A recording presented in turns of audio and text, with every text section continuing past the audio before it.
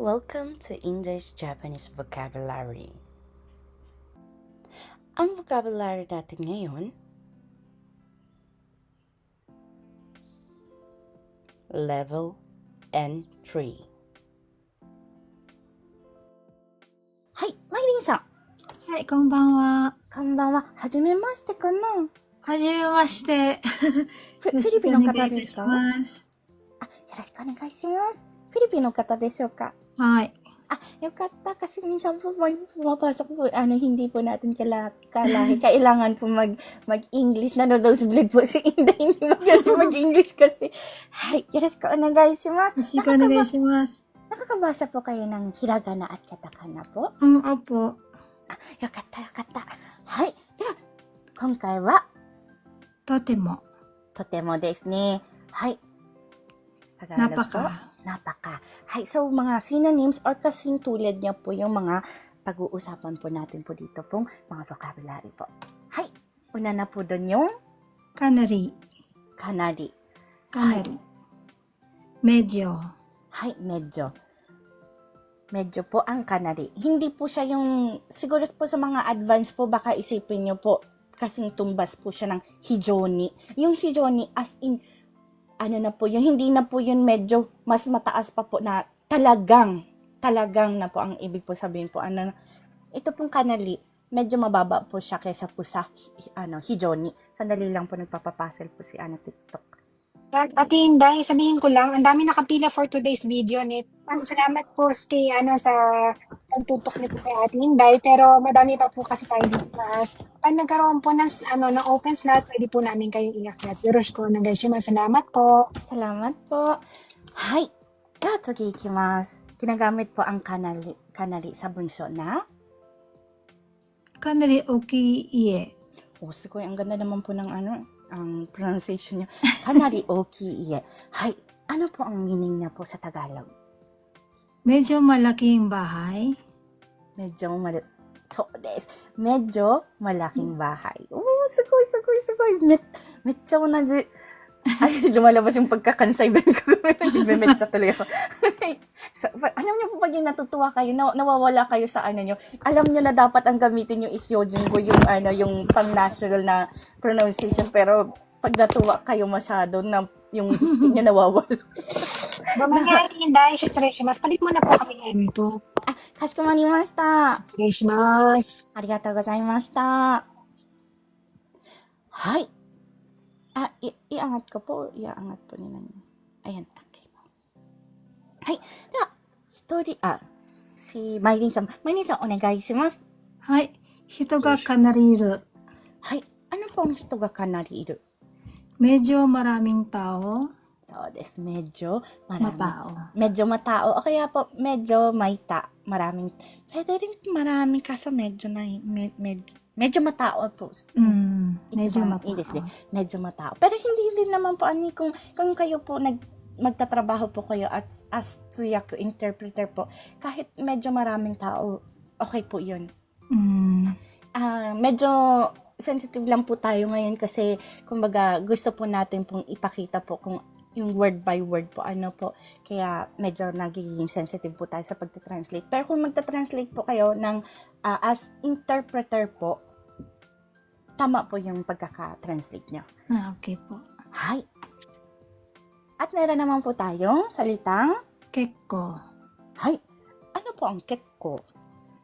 結構 madalas. medyo. Hay. Actually po, pwede po siyang medyo, pwede po siyang madalas, pwede rin po siyang wag. Hay, depende po sa phrase po.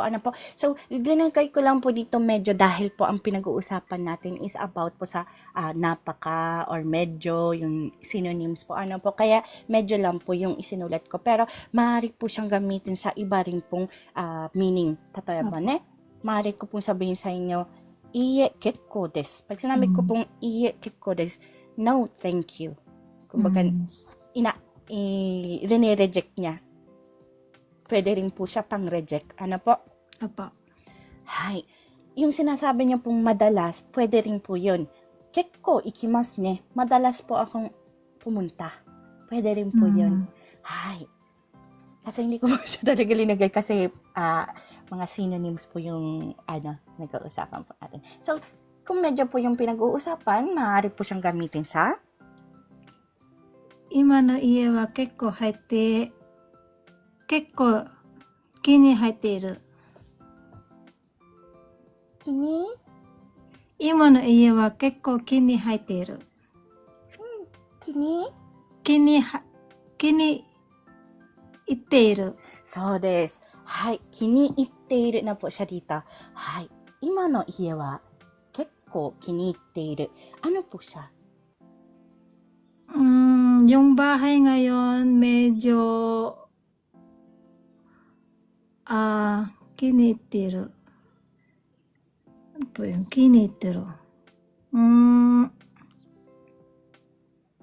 Medyo Daijoubu. medyo gusto ko yung bahay ngayon. Hay, medyo gusto ko ang bahay ngayon. Hay, kiniitteru gusto niya. Ngayon pag sinabi pong okiniri, paborito niya. Oo. Hay, baka po kasi po meron pong malito po. Ano po, di ba ang kiniitteru is paborito?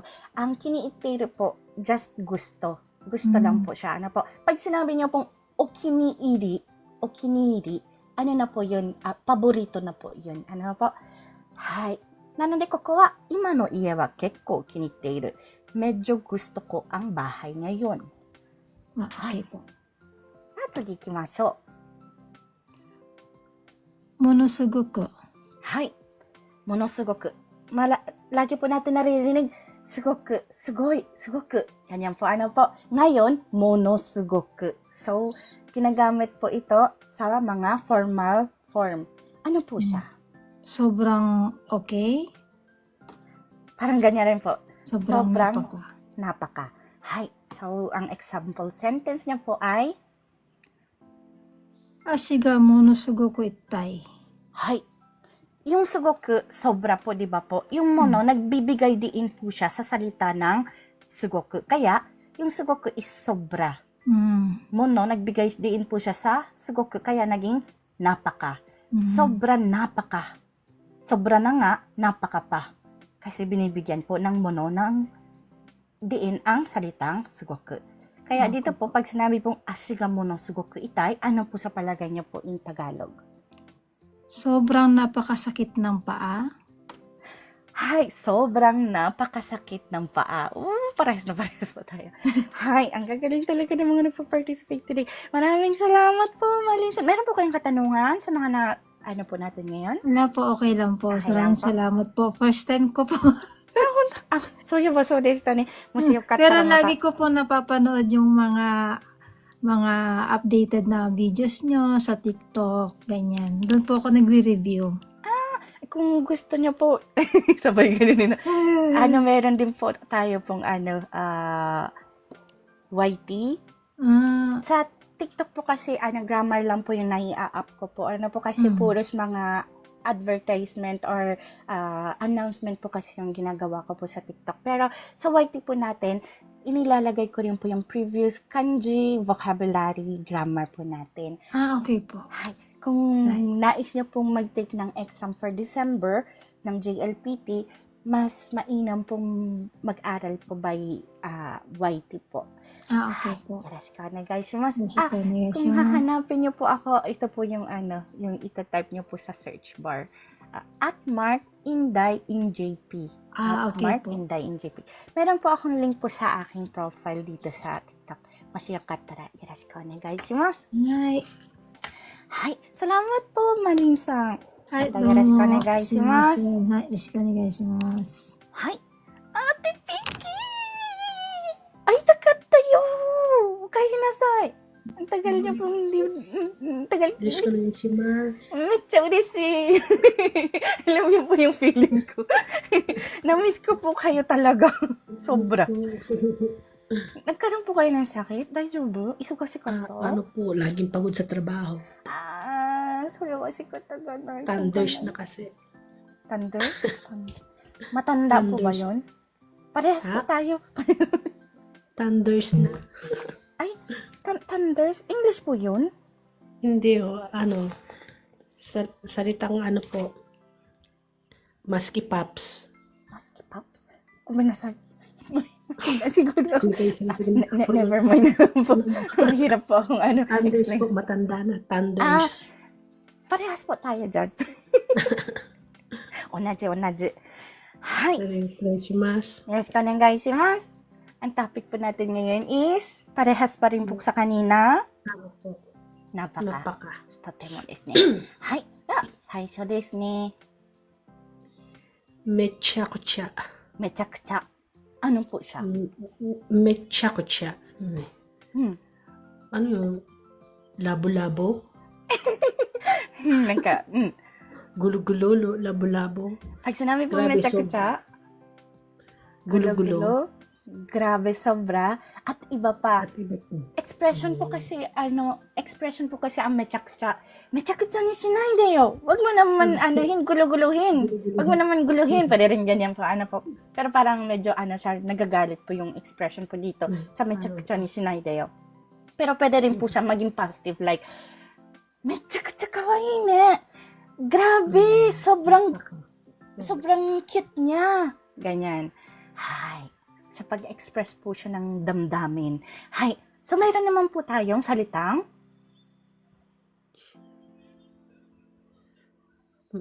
Muchakucha. Muchakucha. Hi.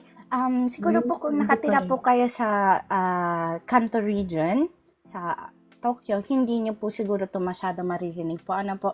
Kasi Hindi dito, po. Ngayon dito ko lang po- po na So, nandito. Ako rin po nandito po sa nung kakarating ko pa lang po sa Osaka, nabigla ako. Sabi ko, anong sabi mo? Muchakucha. Hindi ba mechakucha? Yung muchakucha din mo, yuyo. Sabi po sa akin din yan. Sabi ko, tama ba yun? Tapos nag-dictionary ako, tama nga. Hi. So, dito po sa region po namin, sa Osaka po, instead po mechakucha, pwede din po, may gumagamit din po mechakucha dito sa Osaka po, pero may mga gumagamit din po ditong mechakucha. Pareho po sila. Parehas na parehas po ang meaning nila. Hi. Shi to yuttara. Kung gusto niyo pong malaman kung ano talaga po yung meaning, yung meaning po nila parehas. Tulad po na nakasalat po dito sa explanation ko. Parehas ng ibig sabihin at ang paggamit. Ang pinagmulan lamang ng salita ang nagkaiba. Hi. So, yung mechakucha po, nagsimula po sa mechakucha na kanji. Ganito pong kanji. Yung muchakucha, nagsimula po sa musa. Hi. So, yun lang po yung difference po nila. Pero parehas po silang meaning. Hi. Yan, sige, ikimashou. Ginagamit po siya like, Mechakucha yasui. mechakucha yasui. Ano po yun? Sobrang mura naman. So, sobrang mura. Hi. So, pwede rin pong gamitin as Jumbang Hai. ga muchakucha da. Hi. Junban ga muchakucha da. Labo-labo. Gulo-gulo naman ang pagkakasunod-sunod. Ang gulo-gulo ng pagkakasunod. Sugoy na.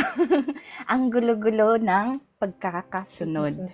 Hi. So, nandes yung ang gulo-gulo. Dito po sa muchakucha dito, magiging gulo-gulo naman po siya. Hi. Pwede rin po ang gulo ng pagkakasunod. Hi. Pero more on kasi, ini-express niya ng exaggerated po. Po. Kaya, ang gulo-gulo ng pagkakasunod. Ang chinoise ko po para i-translate po. Po? Hi. Sige desu. Jumbam de kuruma ga mechakucha ni Junban pala yun. mechakucha. Junban じゃないんだ、これ。事故ですね。ごめんなさい。Ako kasi yung nagkamali. Ko. Rarara. Ito po yung tama. Gawin na sa nagkamali po ako ng lagay sa Ruby.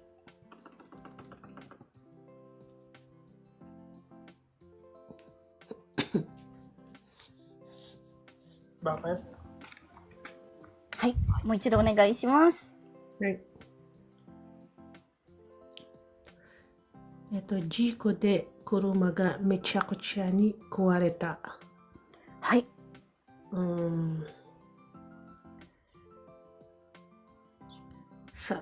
sa aksidente, sobrang nasira ang sasakyan? Pwede rin pong ganyan po. Dahil sa aksidente po, sobrang nasira ang sasakyan. Pwede rin pong ganyan. Hai. Watashi wa koyu fu ni yarimashita.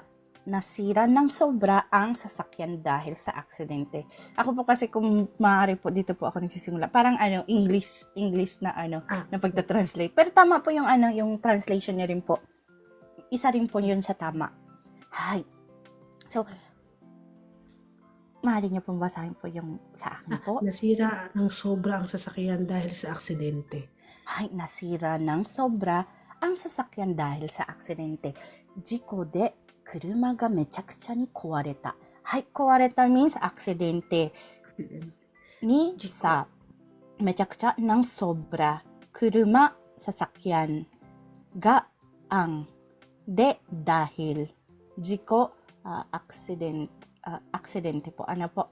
Hai, kawareta dito pala nasira. Hai, na-point out ko po yung aksidente sa Hai, ganyan po siya. Salamat po.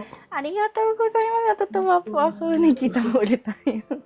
Salamat po. Ito po ay cut out from our free entry lesson class. Sa taong 2025, may free entry lesson class po tayo sa TikTok.